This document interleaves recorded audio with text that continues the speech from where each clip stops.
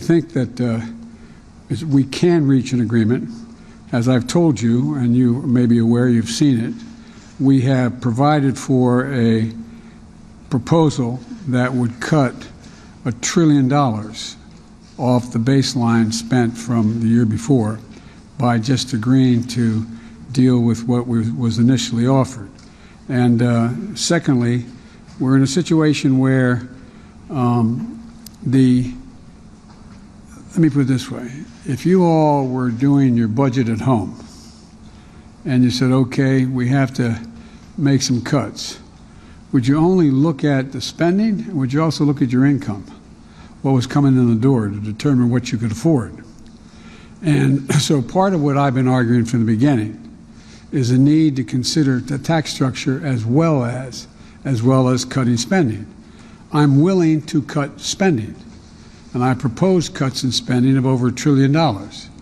But I believe we have to also look at the tax revenues. The idea that my Republican colleagues want to continue the $2 trillion tax cut that had profound negative impacts on the economy from the Trump administration, the fact that we've provided for the number, we got a lot of input from serious economists and former administration officials in both parties that we need more people who are qualified to be able to look at the tax returns of the 1,000 billionaires in America. Very complicated stuff.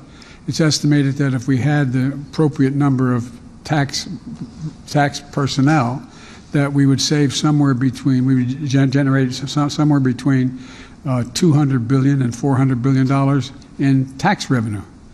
And there's a lot of other, for example, the idea that we're, in terms of taxes, that they refuse to, for example, I was able to balance the budget and pass everything from the global warming bill. Anyway, I was able to cut by $1.7 billion in the first 2 years the deficit that we were accumulating. And because I was able to say to it that the 55 corporations in America that made $400 billion, or $400 billion, that they pay zero in tax, zero. And so we said you got to pay a minimum of 15% taxes. What a horrible thing! You're paying more than 15% in taxes, every one of you out there. And so guess what? We not only balanced the budget, we were able to reduce the deficit by $1.7 billion. And so there's a lot of things that they refuse to look at in terms of tax generation, as well as what kind of people we're going to increase taxes for. And like I said, we're now down to, we went from roughly 740 billionaires to about 1,000 billionaires in America. They're paying an average tax rate of 8%. Raise your hand if you want to pay 8% only. I think you'd all be ready to do that.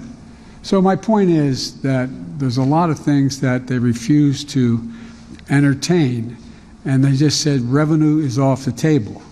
Well, revenue's not off the table. And so that's what we continue to have a significant disagreement on the revenue side. The fact that we were able to cut government spending by $1.7 trillion, that didn't cause a recession, that caused growth. Look, we have the lowest unemployment rate in over 50 years. We've created 7 million new jobs, including 800,000 manufacturing jobs.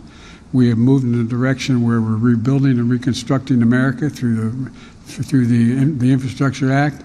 I just finished a phone call with the president. He's still flying back on Air Force One.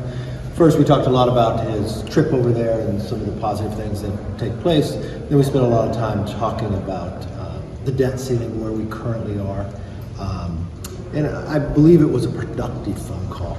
And so at the end of the phone call, what we agreed to do is we're going to have Congressman Garrett Graves and Patrick McHenry get back together with, he's going to ask his team, get back together so we can walk them through literally what we've been talking about. I think some of the challenges here, they might not completely understand how we're coming about this.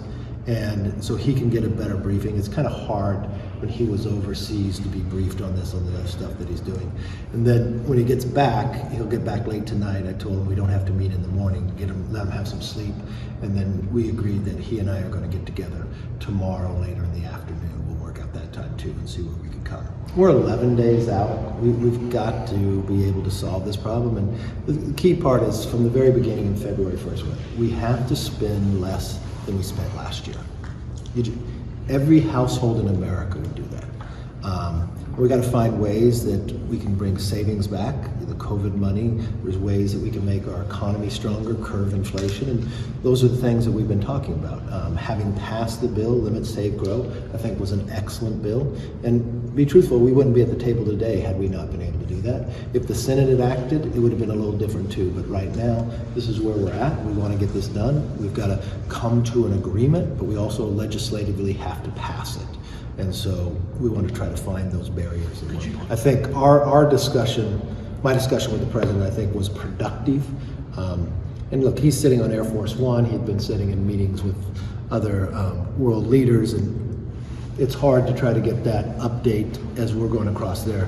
I think we can solve some of these problems if he understands what we're looking at. But I've been very clear to him from the very beginning. We have to spend less money than we spent last year. Can I ask you about the whole 14th Amendment issue? He says he has the authority now to do it, but he doesn't want to do that. Did you discuss this with him at all? I didn't discuss it, but I don't believe that has any that has any bearing or that has any capability of using it. Then can I ask you, hold on, if you don't get an agreement by this week, will you do a short-term extension or something? Look, you would all ask me, what if I don't get elected leader or speaker, right? I've been 15 rounds.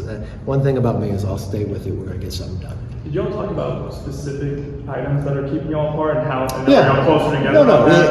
And it was from that tone. He walked through some of the things that he's still looking at. He's hearing from his members. I walked through things that I'm looking at, and what I'm looking at are where our differences are and how could we solve those. And I felt that part was productive. But look, there's no agreement. We're still apart. The agreement would be, let's get our teams back together so everybody clearly understands what we're talking about, what they're talking about. Let them brief up the president, let him get some sleep, and then he wanted to get together personally tomorrow, and I agreed to that. We'd do that tomorrow afternoon sometime.